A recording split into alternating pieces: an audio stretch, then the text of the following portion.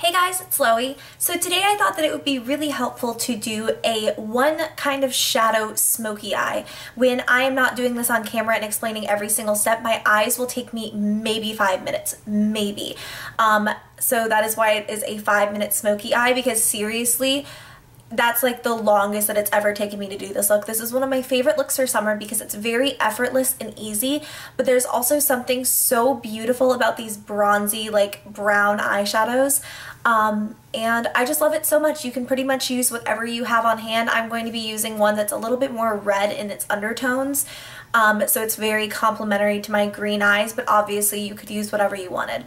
I also am going to be showing a bit of the rest of the face, but this is mostly going to be focused on eyes. So if you want to know how to achieve this really beautiful, effortless, but glamorous look, then just stay tuned. So clearly I've already done foundation and eyebrows and stuff.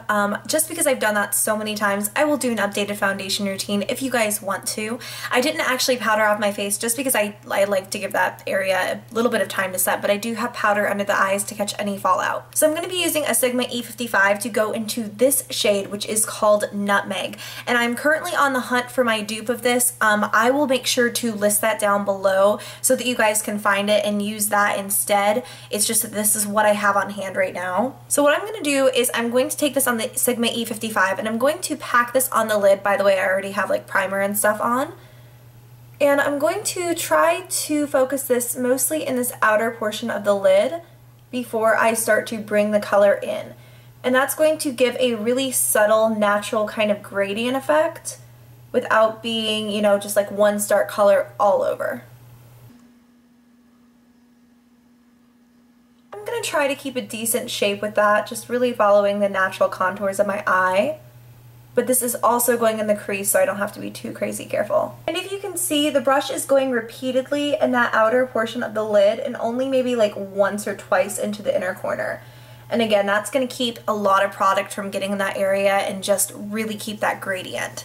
I'm going to take the same shade on just a fluffy eyeshadow brush. This isn't a very large one though.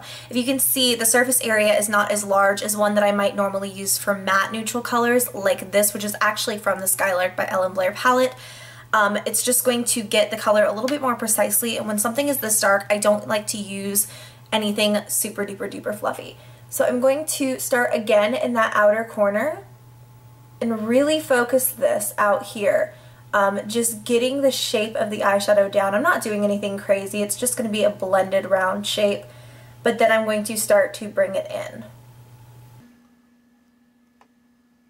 And as I want it to get more hazy and a little bit lighter, I'm just going to kind of release some of the pressure that I was putting on the brush. And I might do one more quick tap in that eyeshadow and just do that one more time.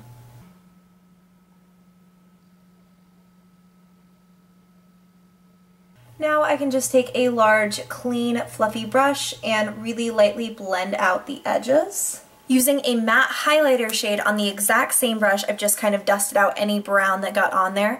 I'm going to take this and highlight my brow bone with it. And my brows are actually already done, so this is also going to be a finishing step for those as well. Under the eyes, I will be taking a small pencil brush and a little bit more of the exact same shade, and I'm going to use this under the lower lash line. Once you have the color placement down, however, I highly recommend just dusting off that brush and spending at least like 20 seconds blending this out.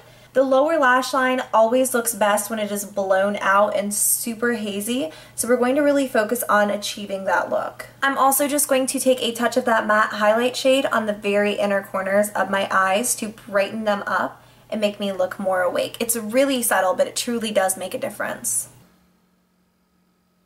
This step is totally optional, but I really like a little bit of definition at the lash line, so I'm going to take a black liquid eyeliner and just focus drawing a pretty thin line.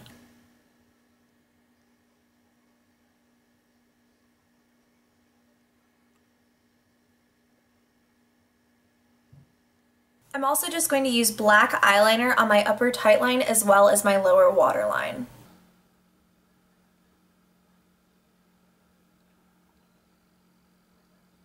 I think the eyes look much more smoldering with a bit of black eyeliner to kind of stand out against that really pretty bronzy shadow.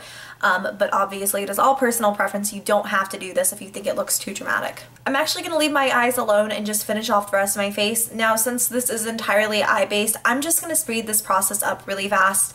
But I did just want to throw it in there for you guys. I'm just really quickly setting off the rest of my face with a bit of powder, which I was waiting to do until my foundation had time to set. I'm also going to use NYC's Smooth Skin Bronzing Face Powder in Sunny to bronze, and then I will be following up with a smaller brush and my contour powder, which is Too Faced Chocolate Soleil.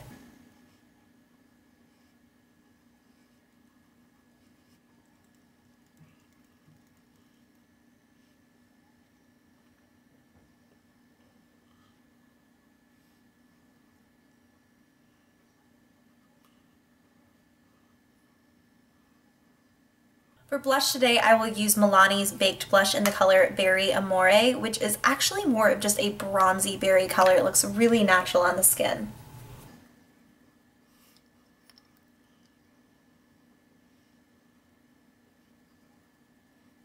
And for a bit of a highlight, I'm going to use my MAC Mineralized Skinfinish in the color Lightscapade.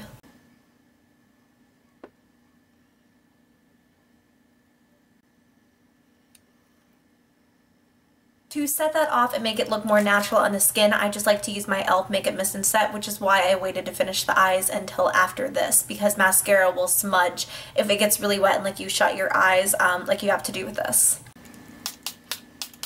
On the lips, I really quickly did a kind of toned down version of the cheeks. So I used a nude lipstick. This is from L'Oreal and it's called Sultry Raven's Pout.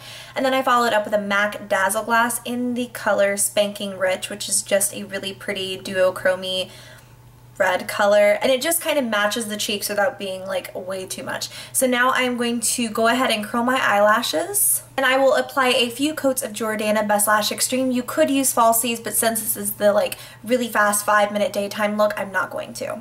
This is the finished look, so I'm just going to zoom you guys in so you can get a closer look at it.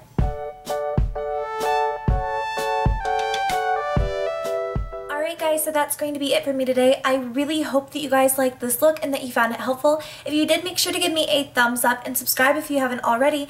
And until next time, I love you guys so much and I will see you very, very soon. Bye!